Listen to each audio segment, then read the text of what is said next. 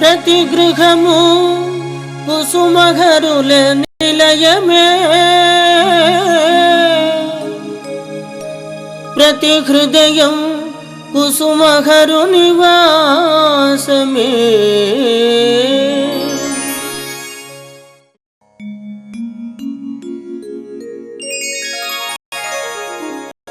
ప్రతి గృహము కుసుమఘరుల నిలయమే, ప్రతి హృదయం కుసుమఘరు నివాసమే.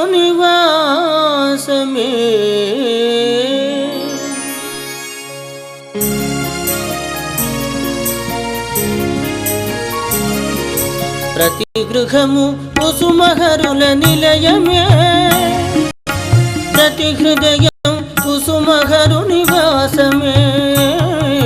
ప్రతి గృహము కుసుమహరుల నిలయమే, ప్రతి హృదయం కుసుమహరు నివాసమే. ప్రతి గృహము కుసుమహరుల నిలయమే, ప్రతి హృదయం కుసుమఘరు నివాసమే. ప్రతి గృహము కుసుమహరుల నిలయమే, ప్రతి హృదయం కుసుమహరు నివాసమే. ఈ కార్యక్రమం నిర్వహించిన దాతలు శ్రీ అండ్ శ్రీమతి డివి రమేష్ గారు. వారికి వారి కుటుంబ సభ్యులు శ్రీ కుసుమహన్నాథులు ఆయురారోగ్యములు ప్రసాదించి సర్వదా వారిని కాపాడుగాకాయని మా ప్రార్థన. ప్రతి గృహము కుసుమహరుల నిలయము కార్యక్రమంలో భాగంగా కలియుగ ప్రేమావతారులు, కృపావతారులు, ఆపద్బంధువులు, దీనజన రక్షకుడైన శ్రీ కుసుమహన్నాథ బాబా పవిత్ర జన్మస్థానము అపర బృందావన ధామమైన సోనాముఖి క్షేత్రంలో శ్రీ హరనాథ మహాప్రభువు ఆవిర్భవించిన పవిత్ర గోశాలను అత్యంత సుందరముగా రూపుదిద్దుకున్న మందిరమును దర్శించి శ్రీ డివి రమేష్ గారి స్వానుభవములను తెలుసుకుందాం రండి. డివి రమేష్ గారు ఒరిస్సా రాష్ట్రము బెరహంపూర్ పట్టణంలో ఎల్ఐసి డెవలప్మెంట్ ఆఫీసర్గా పనిచేస్తున్నారు. వీరు కుసుమహన్నాథ మిషన్ ఇండియా సంయుక్త కార్యదర్శిగాను శ్రీ హరనాథ మహాప్రభువు అతి ప్రీతిపాత్రమైన పుణ్యక్షేత్రంలోని స్వర్గద్వార్ దగ్గర 1913వ సంవత్సరం నిర్మితమైన శ్రీ కుసుమహన్నాథ ఆశ్రమంను పునరుద్ధరించడం కొరకు విశేష కృషి సల్పిన వారిలో రమేష్ గారు ముఖ్యులు. శ్రీ రమేష్ తల్లిదండ్రులు కీర్తిశేషులు డిఎల్ నిధి, శ్రీమతి రాధానిధి. వీరు కుసుమహన్నాథ భక్తులు. బెరహంపూర్లో అత్యంత సుందరంగా నెలకొని ఉన్న కుసుమహన్నాథ మందిరము నిర్మాణమునకు విశేష కృషి సల్పి నిరంతరము కుసుమహరుల సేవలో నిమగ్నమై వారి సన్నిధికి చేరుకొనిన మహనీయులు. సోనాముఖి క్షేత్రంలో భక్తులు చేయు సుప్రభాత సేవలో పాల్గొన్నాం రండి.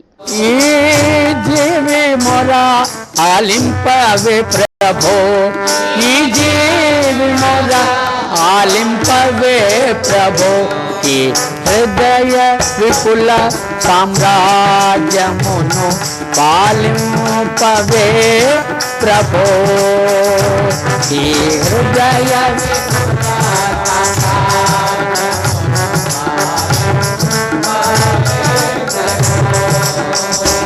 ఎలా నవ్వు పండు వెన్నెలల ఒలికింపవే ప్రభో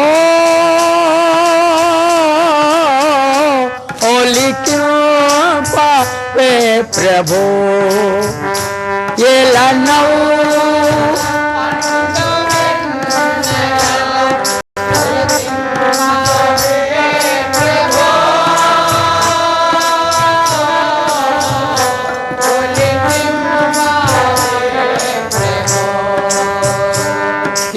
నవ్వు పండు వెన్నెలల ఒలికింపవే ప్రభో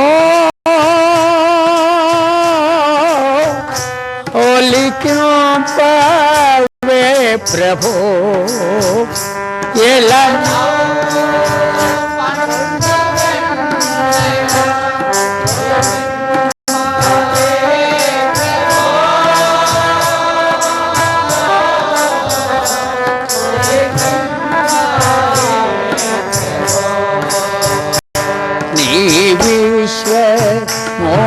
मोहनाकृतिनि क्रीडोपवे प्रभो विश्व राधना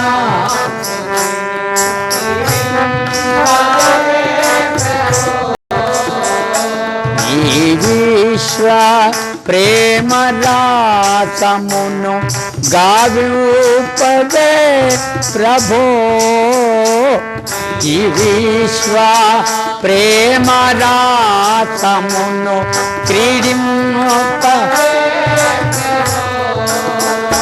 ఈ జీవి మొరాలు పవే ప్రబోధి ఈ హృదయ విపుల సామ్రాజ్యమును పాలింపవే ప్రభో ఈ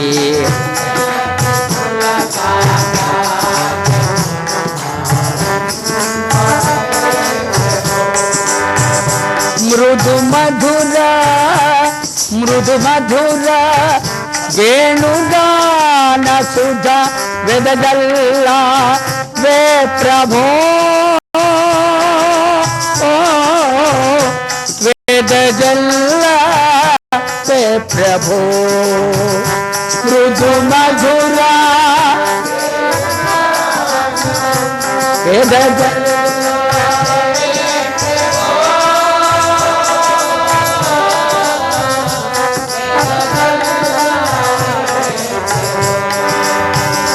మృదు మధుర వేణుగా నసుధ వెదజల్లా వే ప్రభో వెదజల్లా వే ప్రభో మృదు మధుర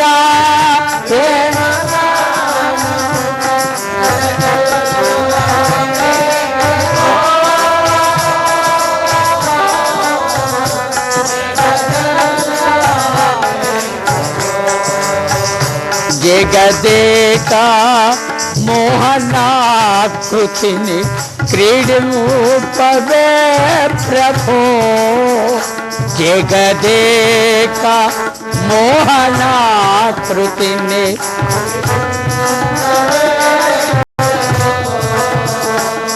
జగదేకా మోహనాకృతిని క్రీడూపవే ప్రభో జగత్ మోహనాకృతి క్రీడో ఈ జీవి మొరాలు పవే ప్రభో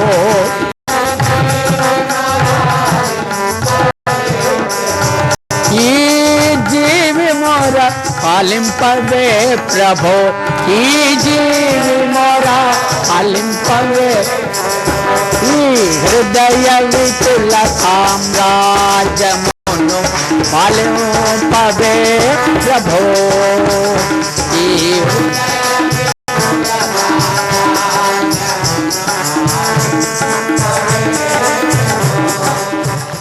మీ శరీరాత్మలను సంపూర్ణముగా నాకర్పించి మిమ్ములను రక్షింపగలనో లేదో చూడండి. ఈ మందిరంలో భక్తులు చేయు సంకీర్తనలో పాల్గొందాం.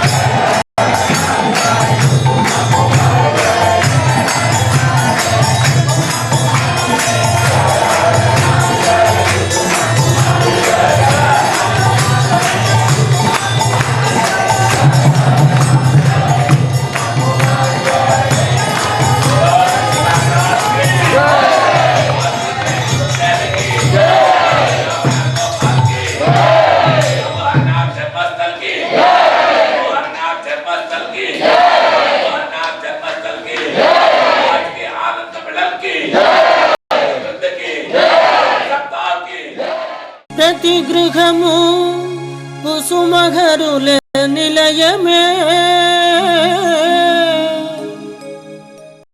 మీ పాప భారములన్నీను నా శరీరముపై నుంచి నిశ్చింతగా భగవన్నామము జపించుచు గోలోకధామం చేరండి.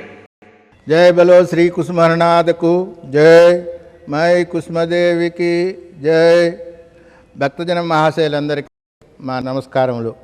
ప్రతి గృహము కుసుమహరుల నిలయము కార్యక్రమం నిరంతరాయముగా భక్తి టీవీలో గత 2 సంవత్సరాల నుంచి ప్రతి ఆదివారం ఉదయం 2 గంటల నుంచి 2:30 దాకా జరుగుతున్నది. ప్రతి భక్తుడు దీన్ని చూచి ఆనందించి మమ్మల్ని ఆశీర్వదిస్తున్నారు. చాలామంది ఇతర దేశాల నుంచి కూడా మాకు అనేక ఆశీర్వచనాలు వచ్చినాయి. ఈ కార్యక్రమం నిరంతరాయం జరుగుటకు భక్తులు అనేక మంది మాకు సహాయ సహకారాలు అందించినందుకు మేము వాళ్ళందరికీ పాదాభివందనాలు చేస్తున్నాం. ఈ ప్రతి గృహము కుసుమహర నిలయము కార్యక్రమం నిరంతరాయంగా ఇంకా ఎక్కువ జరుగుటకు ప్రతి హరినాథుని భక్తుని వారి బాధ్యతని గ్రహించి ఈ కార్యక్రమం నిరంతరాయంగా చేయుటకు సహాయ సహకారాలు అందించగలరని మా విన్నపం. ప్రతి గృహము కుసుమహర నిలయము అనే కార్యక్రమం ఇంకా ఇంకా ఇంకా ఇంకా నిరంతరాయంగా ఇంకా 2-3 సంవత్సరాలు జరగాలనేది మా ఆశయం. దీనికి హరినాథ భక్తులందరూ సహకరించి ఇప్పటికీ 75 ఎపిసోడ్ల దాకా కంప్లీట్ అయింది. ఇంకా 100 ఎపిసోడ్ దగ్గర పడుతున్నాయి. కాబట్టి మీరందరూ నిరాటంకంగా జరగటానికి తగిన సహాయ సహకారములు వారి ఆశీస్సులు ప్రతి వారు అందచేయాలని మా విన్నపము. నమస్కారం. నా సందేశమును ప్రతి గృహమునకు అందజేయుము. నా వారిని నేనే ఎన్నుకొనెదను. ప్రతి గృహము కుసుమహరుల నిలయమే. శ్రీ డివి రమేష్ గారు చెప్పిన స్వానుభవాలు తెలుసుకుందాం. కుసుమహర కుసుమహర కుసుమహర. నా పేరు డివి రమేష్.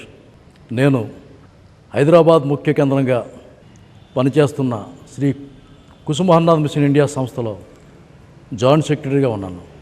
ఇప్పుడు నేను భగవాన్ హరనాథుడి గురించి సర్వశక్తి స్వరూపిణి కుసుమకుమారదేవి గురించి మీకు చెప్పదలుచుకున్నాను. భక్తి ఛానల్లో వీక్షిస్తున్న ఈ ఆధ్యాత్మిక కార్యక్రమాన్ని వీక్షిస్తున్న ప్రేక్షక మహాశయులకు హృదయపూర్వక నమస్కారములు. 94వ సంవత్సరం డిసెంబర్ నెల నుంచి ఇంతవరకు నేను జీవించి ఉన్నానంటే అది భగవాన్ కుసుమహరనాథన్ యొక్క కృప వలనే. ఇది పశ్చిమ బెంగాల్ రాష్ట్రంలో బంకురా జిల్లాలో సోనాముఖి పట్టణంలో భగవాన్ హరనాథుడు అవతరించిన పవిత్రమైన దివ్యమైన జన్మస్థలం. ఇటువంటి అద్భుతమైన పవిత్రమైన జన్మస్థలం నుండి నేను మీకు ఆ దివ్యమంగళ స్వరూపుల దేవతా స్వరూపుల భగవాన్ కుసుమహరనాథుల కరుణ ప్రేమ ఎటువంటిదో చెప్పడం చాలా ఆనందంగా భావిస్తున్నాను. ప్రభు 1865 సంవత్సరంలో అవతరించి 1927 సంవత్సరంలో తన భౌతిక శరీరాన్ని విడిచిపెట్టి గోలోకానికి తిరిగి ప్రయాణమయ్యాడు. 1925 సంవత్సరంలో జయన్ మిత్ర అనే భక్తునితో భగవాన్ హరనాథుడు ఈ విధంగా పేర్కొన్నాడు. Father, the faith that comes to the heart after discussion and deliberation, that faith only becomes permanent. So, it is desirable to bring faith and devotion to God only after discussion and deliberation. దీని అర్థం ఏంటంటే భగవంతుని గురించి చర్చించి ఆ చర్చ వలన ఆ ఇష్టాగోష్ఠి వలన మన మనస్సుల్లో కలిగిన విశ్వాసమే భక్తి ప్రపత్తులే శాశ్వతమైనవి. కాబట్టి భగవంతుని యందు భక్తి కలగాలన్నా విశ్వాసం కలగాలన్నా భగవంతుని ఆరాధించాలన్నా ఇటువంటి చర్చ అవసరం. భగవంతుని గురించి మాట్లాడుకోవడం అవసరం అని భగవంతుడు శ్రీ హరనాథుడు ఆనాడే స్పష్టంగా మనందరికీ ఆదేశం ఇచ్చాడు. హర్నాథుడు జీవించిన కాలంలో రమాప్రసాద్ ఘోష్ అనే అపరిచిత భక్తుడికి భగవాన్ హర్నాథుడు అకాల మృత్యువు నుంచి రక్షించాడు. ఆ తర్వాత ఈ రమాప్రసాద్ ఘోష్ బాబా యొక్క భక్తునిగా మారిపోయాడు. ఒకరోజు వెస్ట్ బెంగాల్లో చునాపుకూర్ అనే ప్రదేశంలో ద్విజేన్ దాదా అనే భక్తుని ఇంట్లో బాబా హర్నాథ్ బాబా వేంచేసి ఉన్నాడు.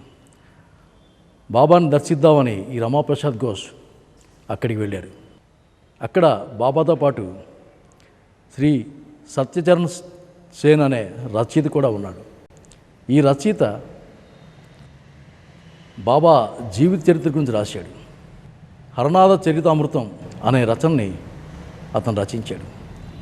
ఈ సత్యచరణ్ సేన్ చాలాసార్లు రమాప్రసాద్ ఘోష్కి బతిమాలడం జరుగుతుంది. ఘోష్ గారు, మీతో హర్నాథ్ బాబా ఏ విధంగా క్రీడించింది, మిమ్మల్ని ఏ విధంగా అకాల మృత్యు నుంచి రక్షించినది, ఈ వివరాలన్నీ ఒక కాగితం మీద రాసిస్తే నేను దానిని పుస్తకంలో అచ్చువేయిస్తాను. కానీ ఈ రమాప్రసాద్ ఘోష్ తనకి ఎక్కడ తనలో ఈ విషయం నలుగురికి చెప్తే తనలో ఎక్కడ అహంకారం చోటు చేసుకుంటుందేమో భయంతో దానికి అంగీకరించలేదు. అప్పుడు అక్కడే భగవాన్ హర్నాథుడు ఉన్నాడు. ఈ రచయిత హర్నాథంతో విన్నవించుకుంటారు. అప్పుడు హర్నాథుడు వెంటనే రమాప్రసాద్ ఘోష్ గారికి చివాట్లు పెట్టి, ఏం ఎందుకని రాయు, దానిలో నీ ప్రత్యేకత అంటూ ఏమైనా ఉన్నదా, నీ విశిష్టత అంటూ ఏమైనా ఉన్నదా, సర్వము ఆయనదే అంటే సర్వము ఆ శ్రీకృష్ణునిదే అని భగవాన్ హర్నాథన్ తాలూకా ఉద్దేశం. రమాప్రసాద్ ఘోష్ కేవలం నువ్వు ఆ శ్రీకృష్ణుని చేతిలో ఆడబొమ్మ మాత్రమే. ఈ సంఘటనలన్నీ ఈరోజు కాకపోతే రేపో కాకపోతే 10 సంవత్సరాలకో నీవు రాసి ఇస్తే, అచ్చు వేయిస్తే అది జీవులందరికీ ఉపయోగపడుతుందని గ్రహించు. అంటే ఆ రోజే హర్నాథుడు సుస్పష్టంగా మనకి ఆదేశం ఇచ్చాడు. ఈ భగవత్ లీలల్ని నలుగురికి చెప్పమనే స్పష్టంగా బాబా అభిప్రాయపడ్డాడు. భగవంతుడు లీలలు చేస్తున్నది జీవులందరికీ ఉపయోగపడాలని, జీవులందరూ మానసికంగా శారీరకంగా అన్ని విధాలా మారి భగవంతుని సేవలో తరిస్తారని, అదే ఉద్దేశంతో నేను భగవాన్ హర్నాథుని యొక్క మహిమ ఎటువంటిదో ఈరోజు చెప్పడానికి ముందుకు వచ్చాను. 16 ఏళ్ల క్రితం నేను చనిపోవలసింది, కానీ భగవంతుడు హర్నాథుని యొక్క కృప వల్ల, మహిమ వల్ల ఇంతవరకు జీవించి ఉన్నాను.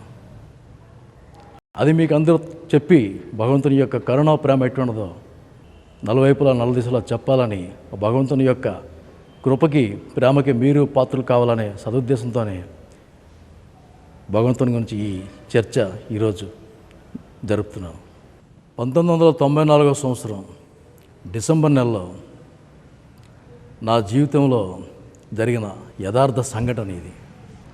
మేము ఒరిస్సా రాష్ట్రంలో బరంపురం అనే పట్టణంలో నేను, మా అన్నయ్య, మా నాన్నగారు అందరూ కలిసి అద్దె ఇంట్లో ఉంటున్నాం.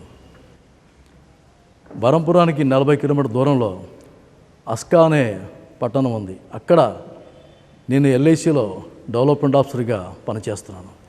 అక్కడ ఒక అద్దె ఇల్లు ఉంది. ఈ సంఘటన జరిగే నాటికి మేము అస్కాలో ఉంటున్నాం.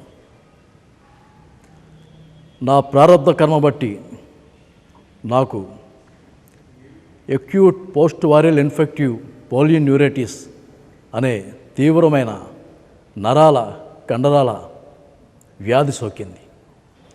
1,00,000 మందిలో ఒక్కరికి వస్తుందంట. వస్తే సంపూర్ణంగా కోలుకోవడం అసాధ్యం. డిసెంబర్ 18వ తారీఖు 1994 సంవత్సరం జ్వరం వచ్చింది. ఆ తర్వాత అలానే 10 రోజులు బాధపడుతున్నాను. డిసెంబర్ 28వ తారీఖున వెన్నెముకలో భరింపరాని బాధతో అకస్మాత్తుగా నడుము చచ్చుబడి మంచంకి అతుక్కుపోయాను.